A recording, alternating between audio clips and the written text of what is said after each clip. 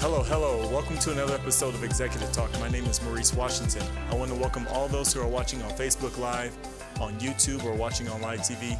Welcome to Executive Talk. Feel free on Facebook Live and also on YouTube to leave comments. We want to generate a conversation with you. If there's something that pops out to you, if you have a question or something that we can relate, please go ahead and put your information down. We can go ahead and generate a conversation. Because again, with what we talk about here at Executive Talk, something may pop out that may help somebody else. And our job here is to bring the kingdom, give illustrations of the kingdom business and what it really looks like. And so let's go ahead and get into today's topic, because again, I know specifically that this is going to help somebody to really accelerate in their business, and also most importantly, accelerate in their heart and mind and how they look at everything. And so let's go ahead and get into today's topic. For anybody that's been with Executive Talk, and for those who are new to Executive Talk, one thing that we do like to do is we like to explore your childhood, because everything that happened in your childhood will show up in your adulthood. There's always a connection to that. So I'm going to take you back to your childhood and ask you a couple of questions. So again, feel free to answer. As an adult now, can you relate back, or can you relate to you talking to your children, and can you remember the conversations that you've had spoken to you? What was spoken into your life? And what do I mean by that? Has your parent, or have you talked to your kids and said, you can be whatever you want to be? Have you ever had that conversation with them? If so, go ahead and put a yes in the Facebook comments. If that has happened to you, go ahead and put that yes. You have so much potential. Have you heard that conversation before? That's very inspiring, and that feels good to say that you have so much potential. You know what, son or daughter? I want you to love people. That's the right thing to do. Don't get in an argument with them. Love people. Be caring. Okay? Every last bit of these statements are huge. They make a lot of sense. They resonate with your heart. You're really trying to do what was spoken into your life. You're really trying to be whatever you can be. That's part of your development. Since you have so much potential, you're trying to figure out, what do I do with it? Loving people, you're trying to figure out how to do that, and sometimes in having conflict, you're trying to work all those things out. But they're all positive things spoken into your life, and there's nothing wrong with any of those statements. But what's going on? What's the reality of those? Let's go ahead and look at that. The childhood illustrated. Okay, what was actually illustrated? All right, so your parents say you can be whatever you want to be. Now, you didn't see your parents be whatever they wanted to be. Uh-oh, we have a conflict here. Because what was spoken into is I can be whatever I want to be, but the illustration here is you didn't see your parents be what they wanted to be. So there's a conflict of interest right now. I want to follow what was said, that was spoken into my life, but what was illustrated is messing with my mind right now. I'm in conflict. Okay? You have so much potential, but unfortunately, your parents haven't reached their actual.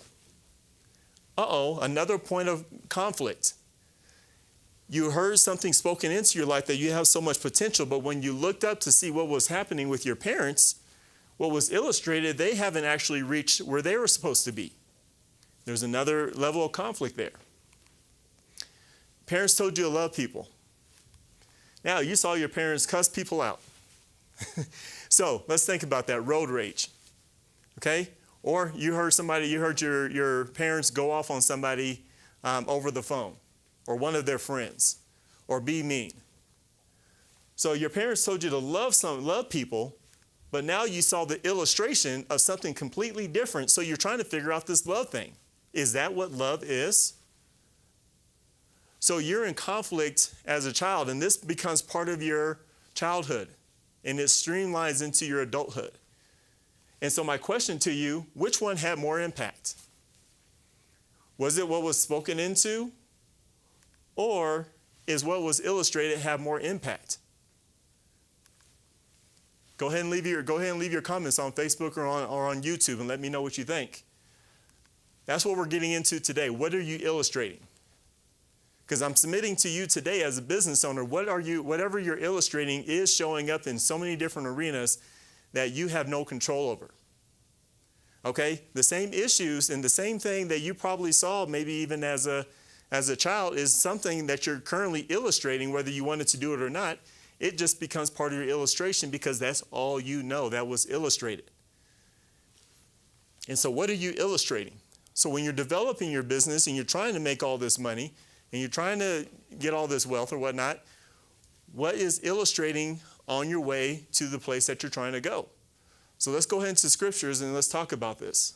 Actually, first of all, our focus is on our legacy, not on our illustration. That's one conflict that business owners actually leave on the table. We're looking to be the biggest organization that the world has ever seen. We're looking to be worldwide and so on and so forth, and that's the reason why we have the company that we do. I'm not talking about us specifically, I'm just talking about it in general. That's today's business owner. When you got in business, I want to be the best social media and the biggest social media business out there. Okay? But again, we focus on that legacy and we don't think about the illustration that it's leaving behind, because again, as soon as we open up our business, there is an illustration that's already being presented. Now, let's go ahead and go back scripturally as I was talking about and as I alluded to in Genesis 1 through 31. Okay, without going through all the scriptures, because there's a lot of scriptures within those verses, but they all come to a primary theme. In those scriptures, when God said, God created, and God executed. There is all those three characteristics within Genesis 1 through 31. So when you think about that, the illustration was perfect. Okay? After he said it, after he created, after he executed, at the end of each scripture, he said that was very good. That execution, that illustration was clean. It was pure. His words matched the illustration. And so everything that God had made was perfect. Okay? And everything that God was illustrating was in preparation for mankind. So when you think about Genesis 1:27, okay, this is again when his heart was starting to develop for mankind, when he was ready for mankind because everything that was created before him. So God created mankind in his own image. In the image of God, he created them.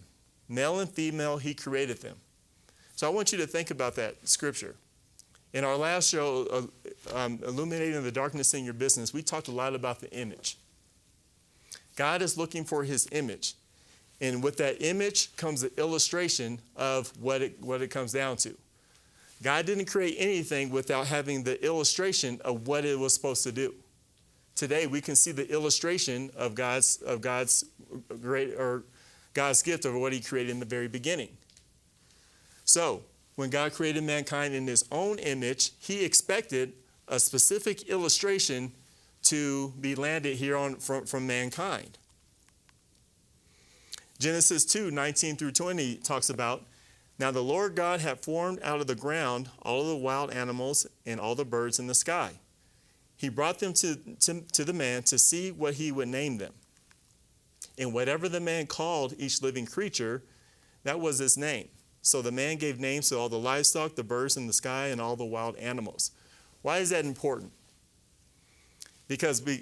So let's think about it. God created mankind in his own image, so that way it was looking at himself. He was looking at his own glory. So that way, when mankind received this image, the illustration would match. So God spoke to Adam and said, hey, what do you see? And as long as that connection was there, he knew that the illustration of his image was there. So that's what we're looking at. We're looking at the execution of that illustration of that image. And so the illustration was strong. It was strong enough to where Genesis 2:4 through 25, this is where God formed the man, gave him instruction, witnessed what he named the animals. This is what we see in Genesis and everything that's happening in this time. And through this process, he's making sure, because again, the next thing he created, he put Adam to sleep and made Eve. He needed to make sure that the execution was what God said and what he created, and the execution was there. The illustration was strong, and that's what happened with Adam to mankind. The illustration had to be there. So there's something about the illustration that's fundamentally part of who we are. Okay, and we take you back to the fall. When the woman saw that the fruit of the tree was good for food and pleasing to the eye and also desirable for gaining wisdom, she took some of it and ate it. She also gave some to her husband who was with her, and he ate it. Then the eyes of both of them were opened, and they realized they were naked. And so they sewed fig leaves together and made coverings for themselves. All right, so let's think about this. The image was perfect, the illustration was perfect, and we had no issues. But as soon as we chose, and as soon as we fell, as soon as we were disobedient, our image dropped immediately, and so did our illustration, because we lost that connection from God. And so here we are with the illustration and trying to figure out what life is. But what do we do with our illustration? We cover ourselves.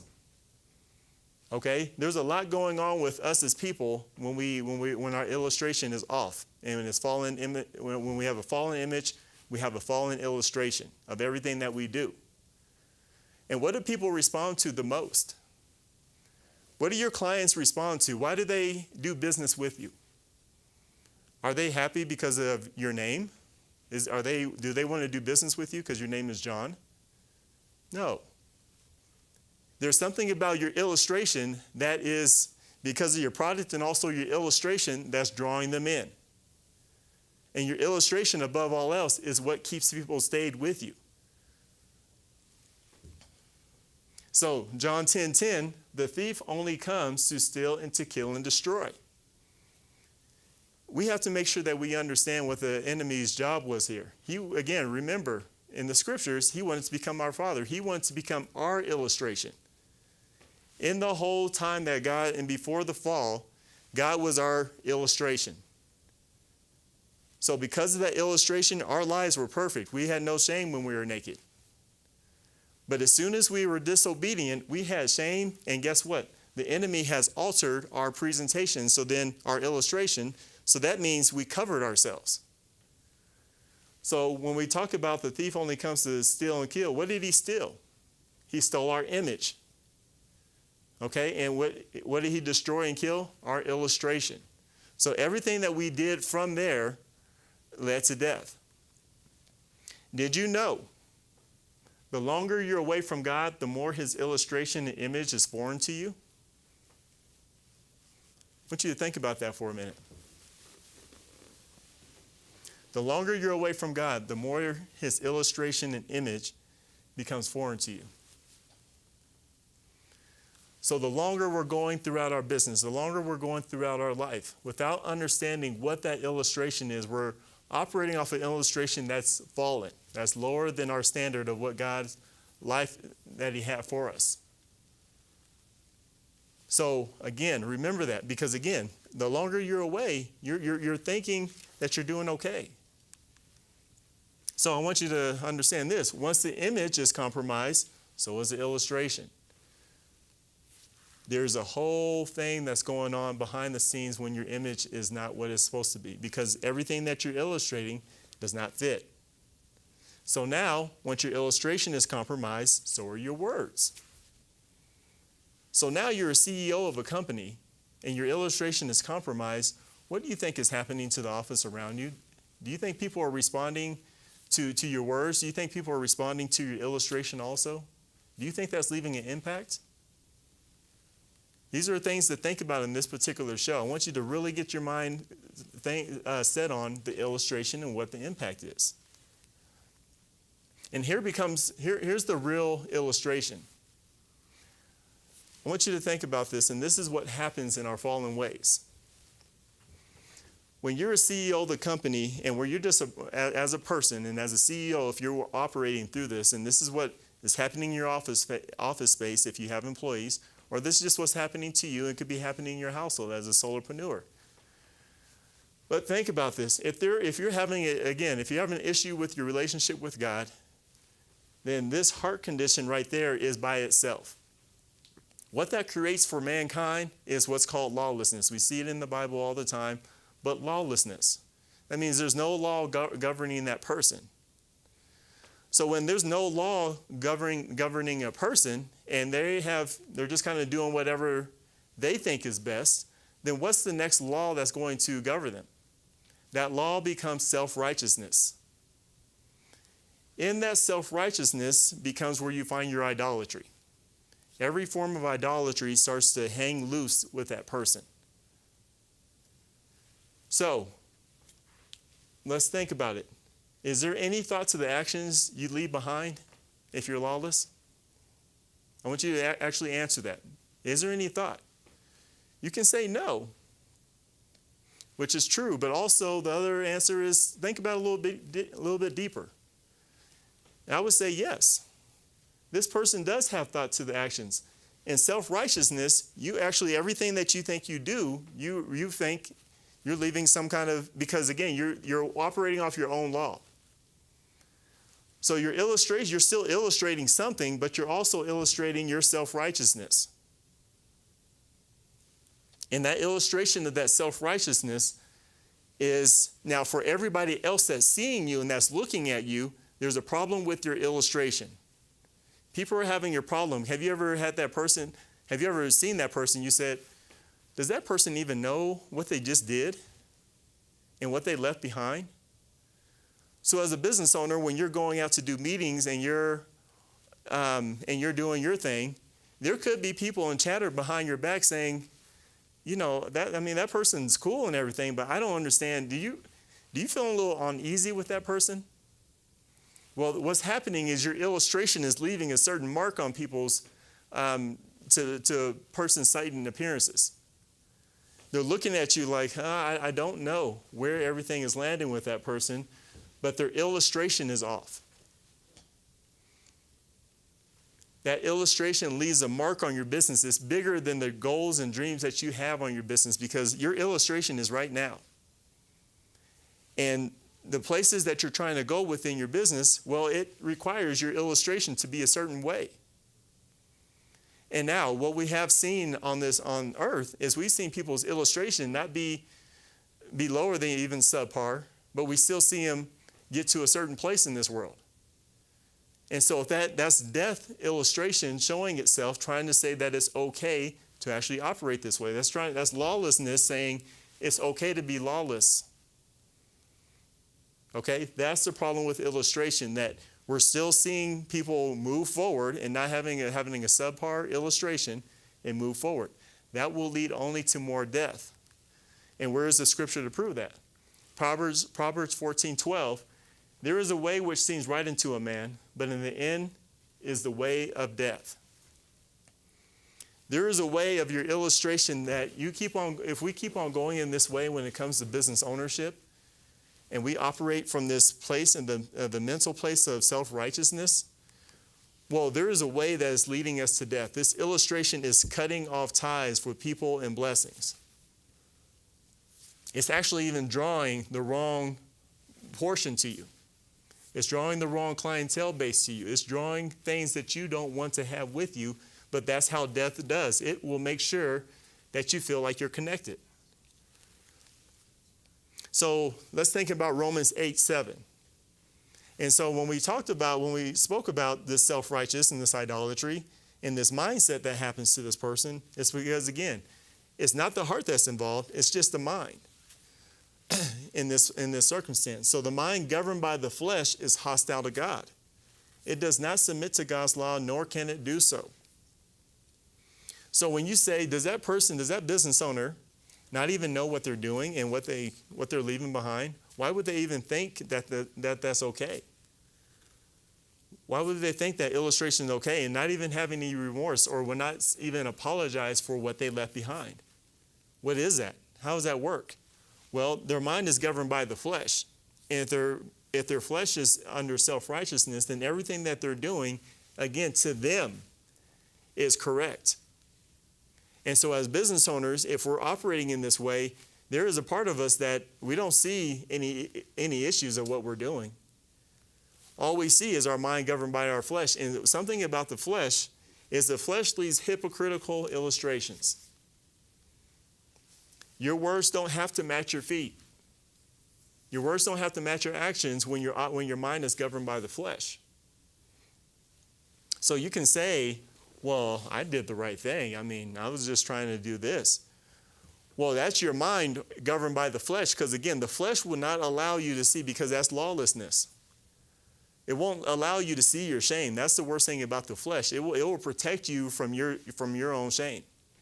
And so all the things that you leave behind and all the people that you interact and things that you're doing, you won't think about them again. You'll think it's just part of who you are and they'll be okay. Well, your illustration has left a deepening impact on everybody around you. And understand the Lord sees your illustration and what's happening to people. What's characteristics of the illustration? These are some things that we need to think about and start thinking about how this illustration really works. 2 Timothy 3, 2 through 5. For men will be lovers of themselves, lovers of money, boastful, arrogant, abusive, disobedient to their parents, ungrateful, unholy, unloving, unforgiving, slanderous, without self-control, brutal, without love of good, traitorous, reckless, conceited, lovers of pleasure rather than lovers of God, having a form of godliness but denying its power. I want you guys to think about that and some of these characteristics right here. Let's think about this last statement of having a form of godliness but denying its power. What does that look like?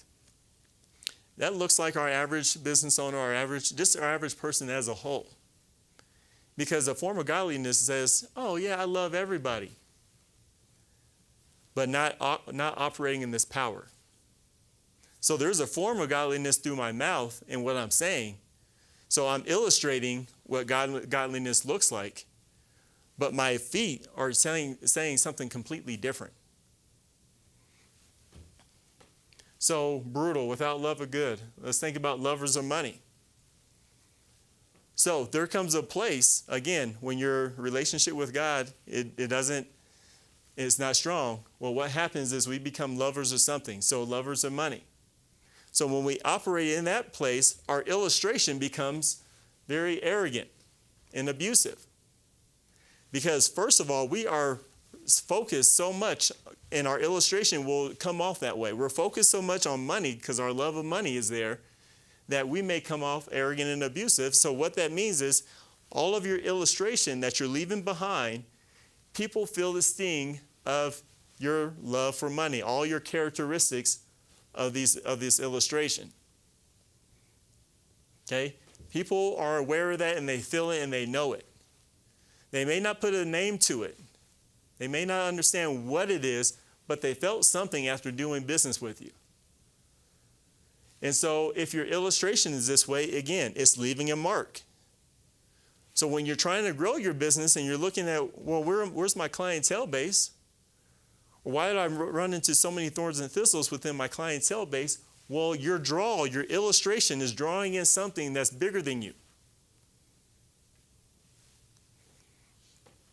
The longer your illustration is compromised, this becomes a real business you're developing. Thorns and thistles, people. And when you think about thorns and thistles, again, it's one of those things that you become nose blind to. Okay? You don't really pay attention. You can't really feel the impact of thorns and thistles. Now, you feel the impact of some of the conversations, but as soon as you make thorns and thistles okay, as soon as you say, you know what, that person's complaint with me does not matter. They don't know what they're talking about. See, that complaint has came from my illustration. Somewhere in that conversation, in this business clientele relationship, my illustration got in the way.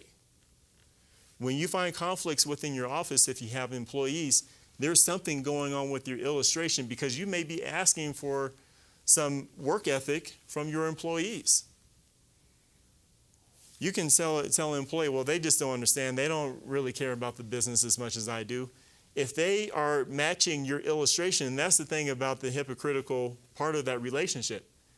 If you're illustrating the same thing that you're upset with your employee about, well, they are operating based on the illustration of your heart and what they see in the movements and activities that you're doing. So your illustration, so your words, maybe pure. Maybe they're saying, hey, let's work together. So that's the form of godliness. Okay, but denying its power. The power comes in the actions. So with this illustration is what people are going to respond to more. We talked about in the very beginning of this conversation that yes, your parents spoke into your life some wonderful things. However, if the illustration wasn't there, look at your present day. Is there something that you're actually still replicating that looks similar to your childhood? The illustration will last longer than anything. That has the biggest impact. And what we're going to discuss in this next show is we're going to talk about this illustration. Why is it so important? What did God do in order to actually help recover this illustration? Because again, in a kingdom-based business, you're responsible for the illustration that you're leaving here on earth. The impact that you have when we exalted ourselves, because it's one thing, again, it's two situations here. We can say, yes, I became a business owner or I was called to be a business owner. Either way, you're in a high position where you have impact of people. And remember, when we talked about Sheep 101 and what the capability of sheep are. Okay, we're so inclined to follow what's in front of us. And because we're inclined to follow what's in front of us, your accountability is very high as a business owner because you put yourself in a position where you are not only handling as a solopreneur just clients, but you also, if you have employees, well, you put yourself in a position where people are to follow you. And if this illustration is off, well, then you're causing thorns and thistles into your business. And you're creating an environment that becomes bigger than you that, again, the fruit that you bear, God has a certain way that he receives that and looks at it. And so in our next show, this is where you really want to tune in. I wanted to paint the picture regarding illustration and what that really means. Okay, but next show we're going to talk about and get into a little deeper of changing that illustration because, again, it is something that God looks at. It's very important, and it has the most impact. I want you, again, join us live on Facebook. Do not miss next week's show on this because, again, this is the icing on the cake so we can round the corner. Watch on Facebook Live, watch on YouTube, share on Facebook and Twitter. I want to thank you guys for joining us today, but I unfortunately have to get back to work. You guys have a wonderful day. I'll talk to you next week. Bye-bye.